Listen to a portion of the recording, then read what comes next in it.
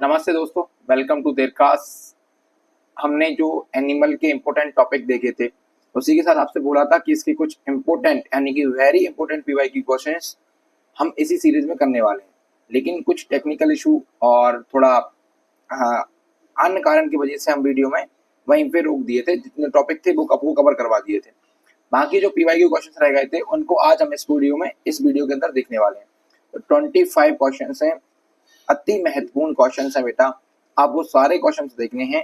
आप ये मान लीजिए कि आपको जो क्वेश्चंस हैं ये बहुत सारी चीजें देखे जाएंगे, ठीक है ना। तो पूरा वीडियो देखना है बिल्कुल ध्यान से, ठीक है। जैसा पहला क्वेश्चन हमारे पास क्या है कि सबसे अधिक दूध देने वाली विदेशी गाय कौन सी है? Which foreign cow give the highest milk? तो मुझे बताइए जरा, आपको अलग दिख रही होगी क्योंकि जर्सी जो है सबसे ज्यादा फैट वाली है। 7% फैट रहता है इसके मिल्क में। अगर हम बात करें ईस्टियन फिजिशियन तो ये सबसे ज्यादा मिल्क देने वाली है। मिल्च गाय में सबसे अच्छी है ये। गिर ये भी मिल्क में अच्छी है लेकिन गुजरात की है। साहिवाल ये इंडियन काऊ में सबसे ज्यादा मिल्क देती है। तो इसका आंसर क्या हो जाएगा? इसका आंसर हो जाएगा आंसर बी, ईस्टियन फिजिशियन। कौन सा हो जाएगा? Option number B, Eastern physician is a correct answer, ठीक है ना। ऐसे ही सारे क्वेश्चंस को हम उधेड़ के रख देंगे, बस आप साथ में बने रहिए। एफएमडी रोग किससे प्रभावित होता है? एफएमडी मतलब फुट माउथ डिजीज। तो क्या बोलते हैं? Foot mouth disease. और एक ये वायरस से होने वाला डिजीज है। किससे होने वाला? याद रखिए, वायरस से होने वाला डिजीज है। वायरस से होने वाला डिजीज है। और इसमें होता क्या है, इसमें जानवर के मुंह और उसके जो पैर होते हैं, खुर होते हैं, उनके अंदर जो है घाव बन जाते हैं, है ना। एक और चीज, फुटबाथ करके आपसे पूछेगा, फुटबाथ कौन से बीमारी में दिया जाता है? फुटबाथ क्या होता है? एक टफ होता है, टफ में पानी होता है, पानी के अंदर कॉपर सल्फेट होता है, उसको मिला के उसमें पैर रखे जाते हैं, जानवर के, इन्फेक्टेड जानवर के पैर रखे जाते हैं, उसको बोलते हैं फुटबाथ। तो आपसे पूछेगा एफएमडी रोग से किसमें प्रभावित होता है, ये बाद में पूछेगा। पहले आप बताइए फुटबाथ किसमें होता है?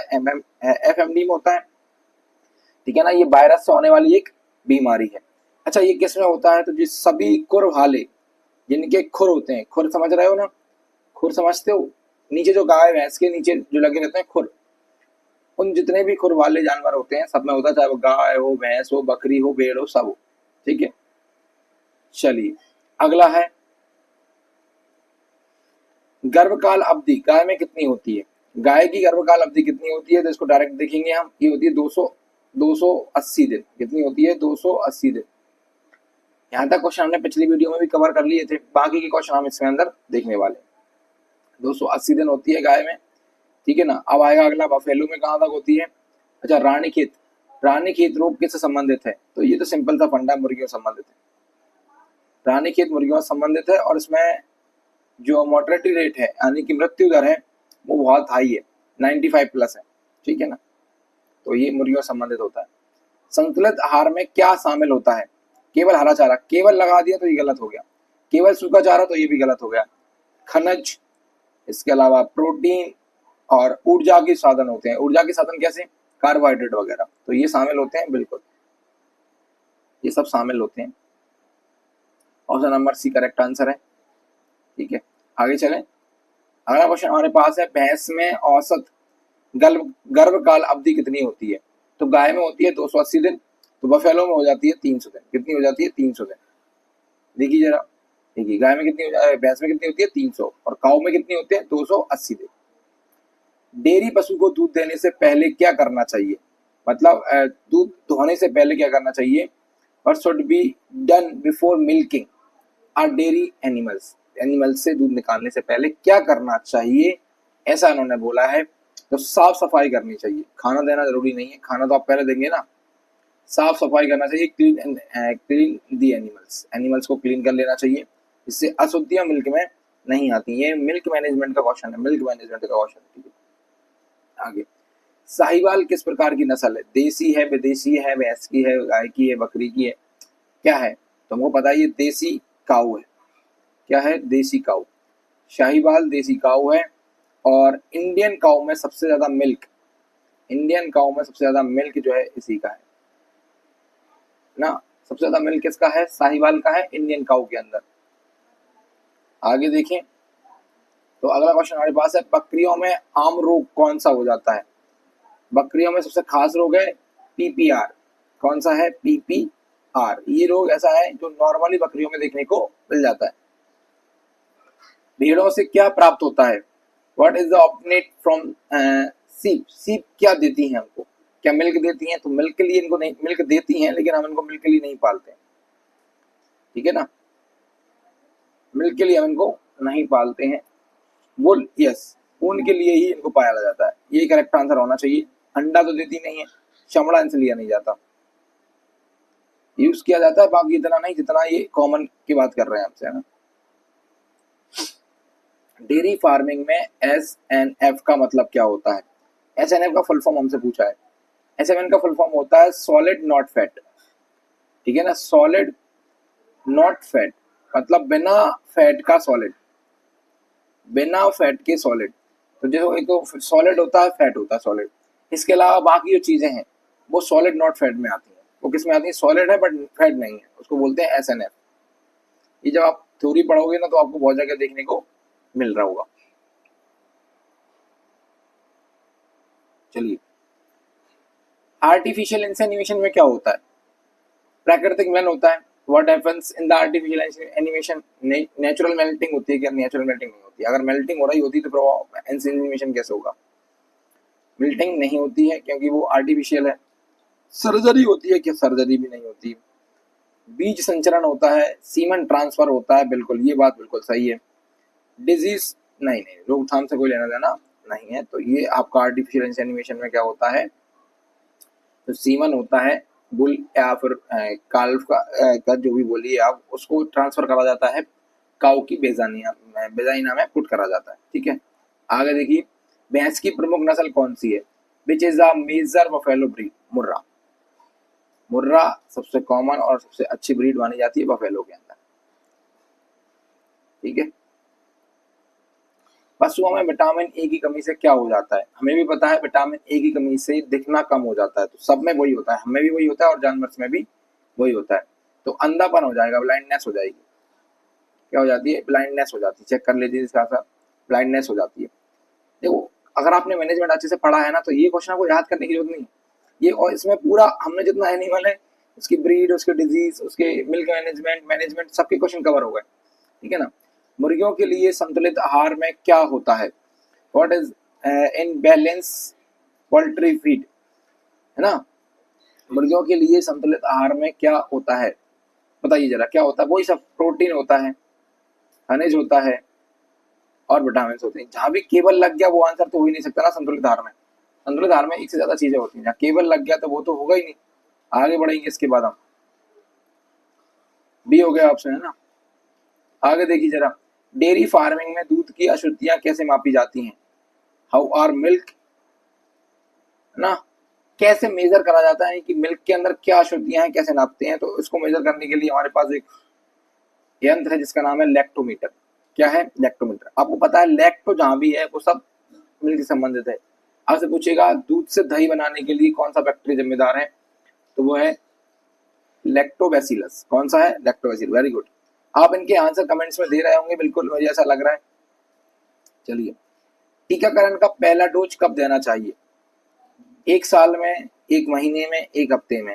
जन्म के तुरंत बाद कब देना चाहिए? तो जन्म के तुरंत बाद मतलब ऐसा नहीं है कि बिल्कुल हर वैक्सीन में जन्म के तुरंत बाद देना चाहिए।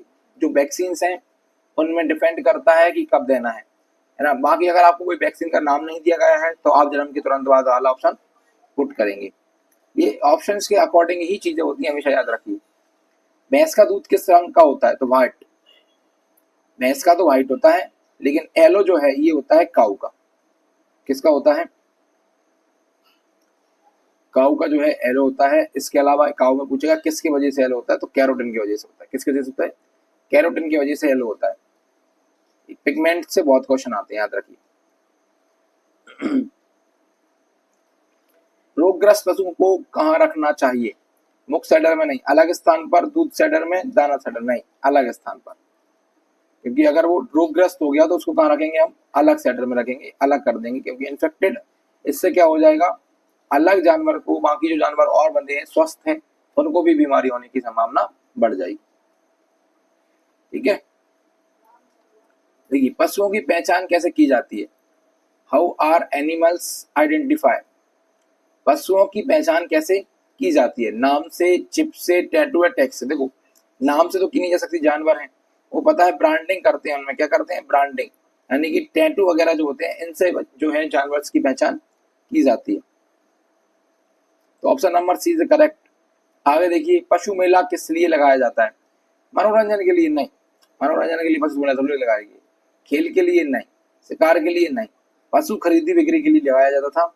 अब तो ये बहुत कम हो गया, आपको देखने को नहीं मिलेंगी। बाकी सोनपुर बिहार वगैरह है, वहाँ भी आज भी जो है बफेलो और काऊ के लिए जो है भारत का सबसे बड़ा मेला लगता है। तो ये पूछ सकता है, आप लिख लेंगे ना। तो option number B correct answer. आगे चलते हैं, गर्मी में पशुओं के लिए क्या सबसे ज्यादा आवश्यक है, गर्म खाना। तो गर्मियों में गर्म खाना कैसे खाएंगे, गर्म खाना तो उनको कभी नहीं मिलता। छाया और पानी, हाँ सेड और जो है वाटर ये करेक्ट आंसर हो सकता है, क्योंकि बाकी के ऑप्शन हमें दिख नहीं रहा। तेज रोशनी तो नहीं चाहिए, आइस ये भी नहीं चाहिए, इसका मतलब है छाया चाहिए उनको। क्या चाहिए, छाया। Option number B, option number B correct answer है।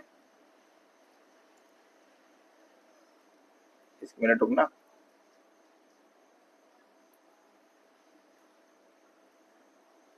डेयरी फार्मिंग, ये मक्की पता नहीं जब भी मैं क्लास लेता हूँ कहाँ से आ जाती है। डेयरी फार्मिंग में सफलता किस पर निर्भर करती है, मौसम पर। तो मौसम पर डेयरी फार्मिंग में कभी नहीं करती, मौसम को हम कंट्रोल कर सकते हैं। एनिमल मैनेजमेंट पर बिल्कुल, मैन्योर से कोई लेना देना है नहीं, सीड से कोई लेना देना है नहीं। यानी कि जो है अगर डेयरी फार्मिंग की हम बात करें, डेयरी फार्मिंग में जो एनिमल मैनेजमेंट है, पशु प्रबंधन है, इसी पर आपकी जो है सफलता निर्भर करती है। ठीक है, तो एनिमल मैनेजमेंट में ही सफलता जो है निर्भर कर रही होती है। मैस्टाइटिस इज रिलेटेड टू, देखो मैस्टाइटिस क्या है, मैस्टाइटिस एक बीमारी है, इसको हिंदी में थनैला रोग बोलते हैं। क्या बोलते हैं, थनैला। लेकिन बहुत कम बार है कि थनैला लिखा आता है, बाकी हर बार क्या लिखा आता है, मैस्टाइटिस लिखा आता है। तो मैस्टाइटिस एक बीमारी है जो संबंधित है अडर से, थन से। किस संबंधित है, थन से, यानी कि option number C is correct answer. Option number C is the correct answer. Last question हमारे पास है, डेयरी फार्म में सबसे पहले क्या करना चाहिए। तो साफ सफाई, खाना, दूध निकालना, आराम। सबसे पहले क्लीननेस। पता है ऐसे क्वेश्चन एनिमल्स में पूछे जाते हैं, और मुझे अच्छी तरीके से उम्मीद है कि आप ये क्वेश्चन बहुत अच्छी तरीके से अटेम्प्ट कर लेंगे, है ना। तो अगर आप ऐसे ही करके रहेंगे, इनकी प्रैक्टिस करते रहेंगे और सारे टॉपिक देखेंगे, तो 50 में से 50 आपको क्वेश्चन आने की संभावना रहेगी। बहुत आसान और आरामदायक क्वेश्चन आते हैं, बिल्कुल आराम से। आप काइंडनेस, थोड़ा आराम से सोच के आंसर देंगे तो आप इनके आंसर्स दे पाओगे। ठीक है ना। अगर ऐसे ही और वीडियोस, अब हम सोच रहे हैं कि जो एग्रीकल्चर वाले बच्चे हैं तो उनके लिए 5 टॉपिक है मैथ्स के। मैथ्स के कितने टॉपिक होते हैं, 5। सबसे पहले आता है आपका एपी, एक मिनट उधर दिखेगा ही नहीं आपको, यहाँ दिखा देते हैं। मैथ्स में सब 5 टॉपिक है, इनमें आता है पहला एपी। एपी के बाद दूसरा आता है आपका लॉग, लॉग के बाद तीसरा आता है आपका स्टैटिक्स, और चौथा जो है आपका आता है ट्रिग्नो, और 5वां जो है वो आता है आपका मेजरमेंट, यहाँ पर इसको बोलते हैं मेंसुरेशन। ये 5 टॉपिक की 5 वीडियो में हम इसको खत्म कर देंगे। तो आपका मैथ में भी 25 में से 20 मार्क्स बनने की संभावना बन जाएगी। ठीक है ना। तो हम चाहते हैं कि आप क्या करें, चैनल को सब्सक्राइब करें और हमारे साथ जुड़ जाएं। ठीक है, मिलते हैं नेक्स्ट वीडियो में। धन्यवाद।